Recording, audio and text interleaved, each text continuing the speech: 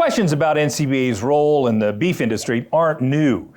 Joining us once again to provide some answers is NCBA CEO Colin Woodall. Colin, there's a long time comment in the industry that NCBA only represents beef packers.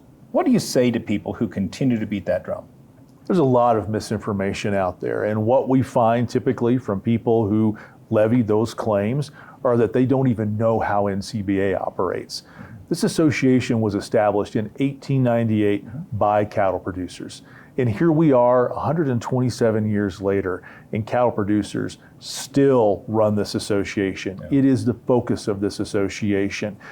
All of our leadership are cattle producers. Our committee leaders are cattle producers. The cattle producers who sit in those committees making the decisions on NCBA's behalf, on where we want to go, where we want to be, are all getting mud and manure and dust on their boots every single day. Mm-hmm. We are focused on the cattle producer, a true grassroots organization. Now, packers are members, but they are a member through our product council. And the product council are going to be companies that take our cattle, process them, and then get our product, our great beef, into the hands of the consumer. So it's not just some packers, but it's also retailers and restaurants. Mm-hmm. And they are members of NCBA because they know if we're not successful being the voice of the producer, then they don't have any cattle to process and they don't have any beef to sell. Yeah. That's why they're members. But the association is run by the producers themselves. So tell us, is it even possible for one segment of the industry to find a way to control all the voting and the decisions made by NCBA? There was a lot of thought that was put into the construction of our governance to ensure that every NCBA member has a voice. Whether you're a cattleman in Hawaii or a cattleman in Kansas, whether you're from a big state or a little state, east of the Mississippi or west of the Mississippi, everybody has a voice in the process. I'm now in my 22nd year with this association, and I have yet to see any one segment control NCBA's policy. It's amazing what happens when you see everybody in the room talking about the concerns that they have. And I think that process, the debate, the openness, and the fact that every NCBA member ultimately gets a say on our policy before it's finalized is a testament to that grassroots process that we have. And we're very proud of being able to ensure that all of those voices are being heard. And that's what gives NCBA its strength. And I would bet, regardless of where you're at in the country, 95% of our policies are ones that most cattle producers agree on. Let's continue with a topic that I see on social media regularly, and that is that NCBA controls the beef checkoff. What say you?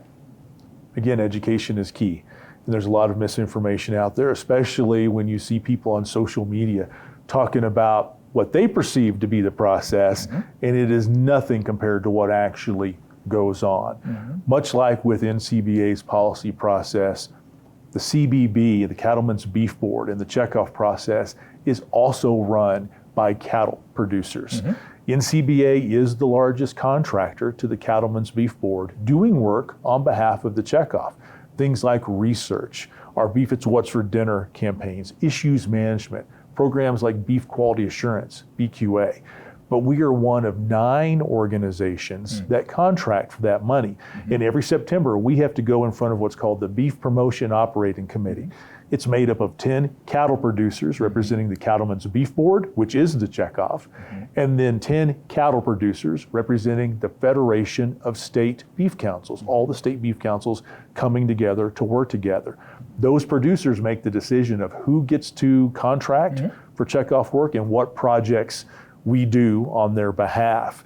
And in fact, this last year, that Beef Promotion Operating Committee actually cut NCBA's request by almost 20%. So NCBA does not control the checkoff, and we don't get everything that we want out of it. But we have to work very hard to make sure we're using those dollars according to the act in the order. And one of the things that everybody needs to understand is it's illegal to use those dollars for policy advocacy. And we don't, and we have several interlocking firewalls that protect ourselves to ensure that doesn't happen, and those are audited by the Cattlemen's Beef Board and USDA. And you have passed multiple audits over time. So for years. Yeah.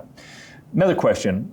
Some people would suggest that NCBA is somehow an exclusive organization that only represents some of the cattle producers, but really doesn't represent the majority of cattle producers in the United States. What would you say to those claims? Since I walked in the door at NCBA, one of the things that I've heard is the world belongs to those who show up. Yep.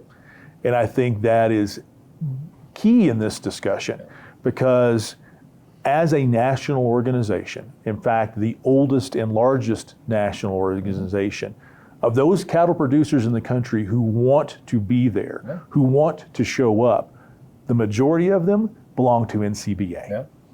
And so those are the ones that have said, this is important for us to fight for, to help direct, and that's why they show up to engage in our grassroots process.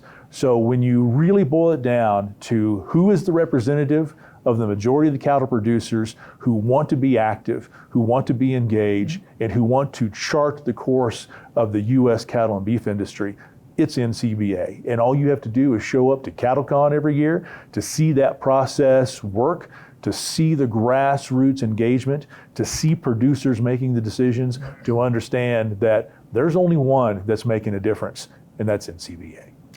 My advice to people who've asked me those kind of questions has been to find the answers for yourself. Don't listen to the rhetoric and that you hear on social media and all other media sources.